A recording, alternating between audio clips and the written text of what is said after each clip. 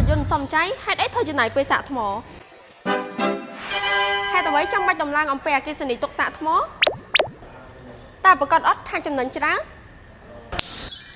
ខ្ញុំមានដំណោះស្រាយល្អមួយសម្រាប់អ្នកដែលមិនចង់ចំណាយពេលសាកថ្មជាពិសេសអ្នកដែលមិនចង់ចំណាយប្រាក់បន្ថែមទៅលើការដំឡើងអំពែរបស់អគ្គិសនីនោះគឺការផ្លាស់ប្ដូរមកប្រើប្រាស់រថយន្តប្រភេទ Hybrid ឬក៏ហៅថាប្រភេទ Cell Charging ដែលអាចសាកថ្មបានដោយខ្លួនឯងនៅពេលដែលកំពុងបើកបរខ្ញុំសូមណែនាំពី model គឺរថយន្ត MG ZS Hybrid ជាមួយនឹង MG XI Hybrid ទាំងពីរប្រភេទគឺជាប្រភេទរថយន្ត Hybrid ឬមួយក៏ហៅ HEV ដែលបើកបរផងសាកថ្មផងមិនចាំបាច់ចំណាយពេលសាកមិនចំណាយពេលដំឡើងអំពែអគ្គិសនីសន្សំសំចៃចំណេញពេលវេលានិងងាយស្រួលថែទាំ ZS Hybrid មានប្រើប្រាស់ក្នុងក្រុងជាប្រភេទ crossover SUV មិនធំពេកមិនតូចពេកតម្លៃ promotion ពិសេសឥឡូវត្រឹមតែ$20,000ជាងតែប៉ុណ្ណោះហើយ MG XI Hybrid ជាប្រភេទ SUV មានបណ្ដោយរហូតដល់4.670 ម៉ែត្រជាមួយនឹងទទឹង1.890 ម៉ែ